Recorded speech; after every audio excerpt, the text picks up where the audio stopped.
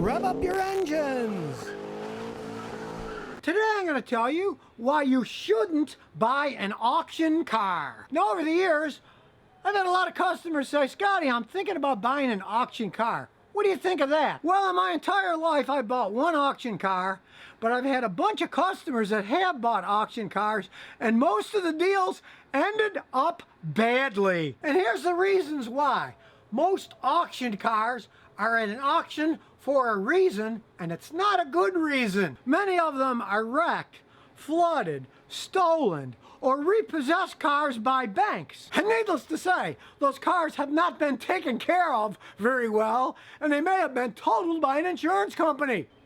Now, whenever you're buying a car, in this case it's my motorcycle, it'll say on the title, the previous owner, in this case it was Gulf Coast BMW, even though it was a Triumph motorcycle, and it has the mileage on it. So I know it's a real title, and that it's a clean title.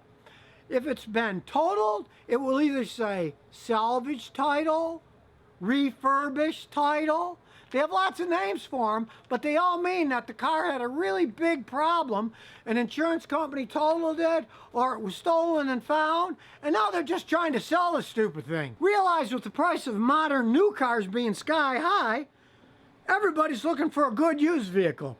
So if there is a good used vehicle out there, people are able to sell it very easily because there's lots of people looking for them. But at an auction, they're bought and they're sold quickly.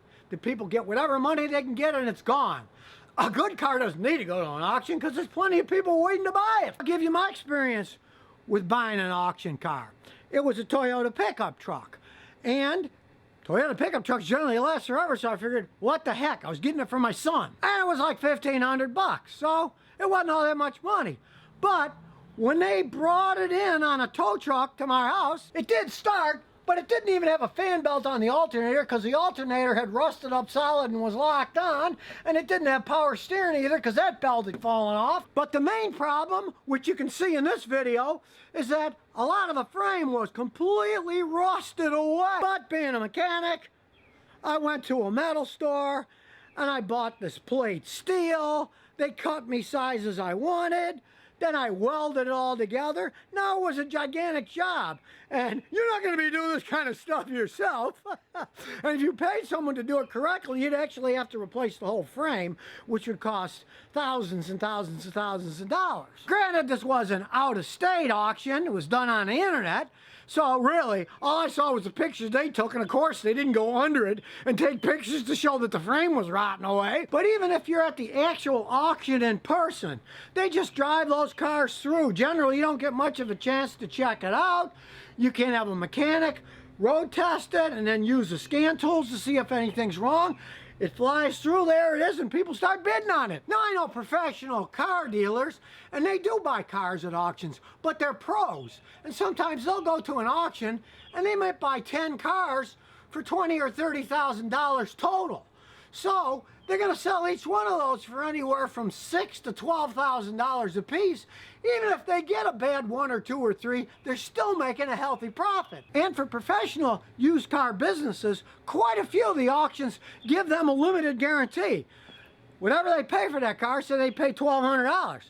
If they say, oh, our mechanic says there's too much money, there's going to need to fix it up, they'll actually give them the $1,200 credit back for buying another car at the next auction. But I've yet to see or hear about one that does it with private individuals who go to a car auction. It's pretty much as is, buyer beware, and of a big sticker that says as is, no warranty. And perhaps the most hilarious story that ever happened to me was a customer of mine went through water and it blew up the engine in her Toyota Celica. So she sold it to a junkyard.